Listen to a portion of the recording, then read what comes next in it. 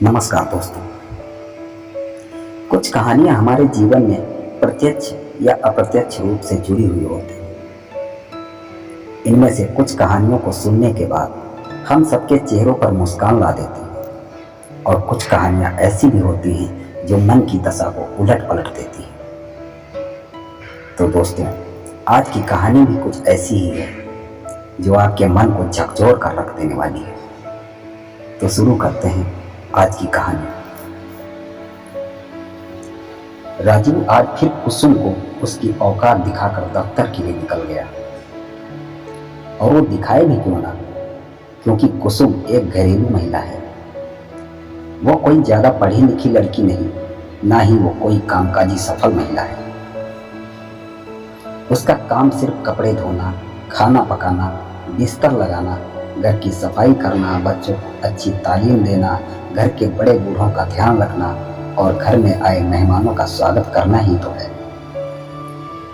इन सब काम की क्या अहमियत, या तो कोई नौकरानी भी कर सकती है।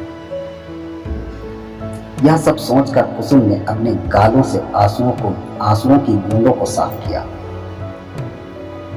और फिर अपने कामों में जुट गई। रोज की तरह राजीव का फोन आया कि वो देर से घर आएगा, खाना बाहर ही खाएगा। कुसुम समझ गई थी कि पिएगा भी बाहर।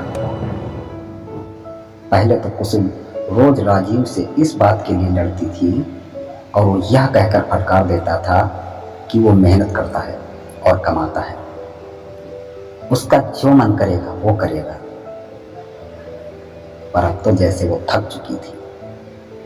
वो राजीव के मुंह भी नहीं लगना चाहती थी, क्योंकि राजीव कई बार कह चुका था कि उसे इस घर की जरूरत है, ना कि इस घर को उसकी जरूरत। वो जब चाहे इस घर को छोड़कर जा सकती है। कुसुम यह सोचकर चुप हो जाती है कि शायद राजीव सही कह रहा है। वो जाएगी भी कहाँ, मायका तो बचपन से ही पराया होता है।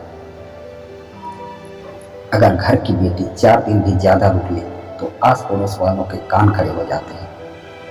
नाते रिश्तेदार चुटकियां लेना शुरू कर देते हैं और बात माँ बाप की इज्जत पर बनाती है। यही सब सोचकर कुसुम अपमान का घूंट पी जाती है। अगले दिन कुसुम की तबीयत को ठीक से नहीं लग रही थी।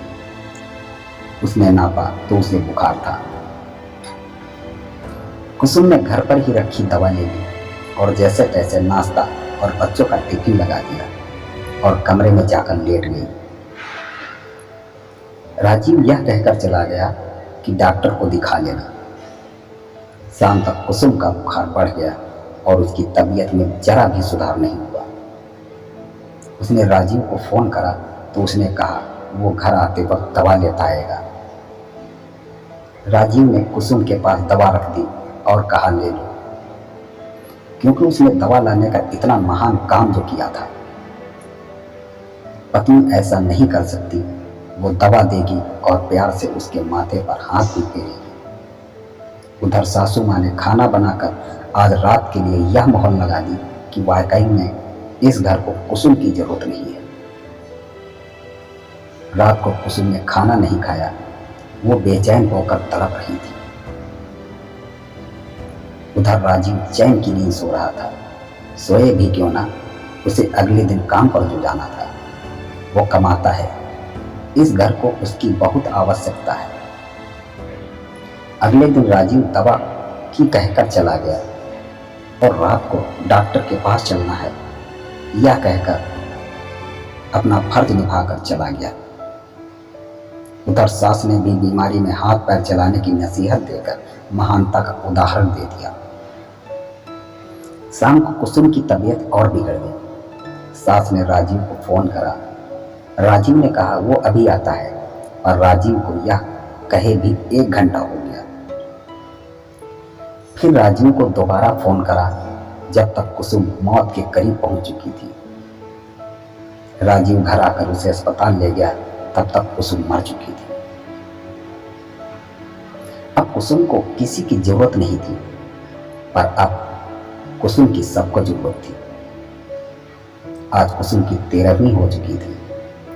दिलासा देने वाले मेहमान सब जा चुके थे। अब राजीव को दफ्तर जल्दी नहीं जाना था। जाता भी कैसे? अब उसे घर के बहुत सारे काम करने थे जो कुसुम के होने से उसे पता भी नहीं चलता था।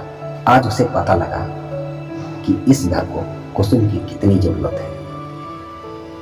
आज राजीव को अपने तौलिए, रुमाल, अपनी दफ्तर की फाइल, यहाँ तक कि वो छोटी छोटी चीजें जिसका उसे आभास भी नहीं था, नहीं मिल रही थी। उसे पता भी नहीं था कि उसे कुसुम की कितनी जरूरत है। आज कुसुम के जाने के बाद घर नहीं चिड़ियाघर नजर आता है। सास की दवाई और बच्चों को समय पर खाना नहीं मिलता था। राजीव को रात को अपना बिस्तर लगा नहीं मिलता था। आज राजीव का घर पर इंतजार करने वाला कोई नहीं था। उसको किसी को बताने की आवश्यकता नहीं थी कि वो कहाँ है और कब आएगा, क्योंकि कोई पूछने वाला ही नहीं था।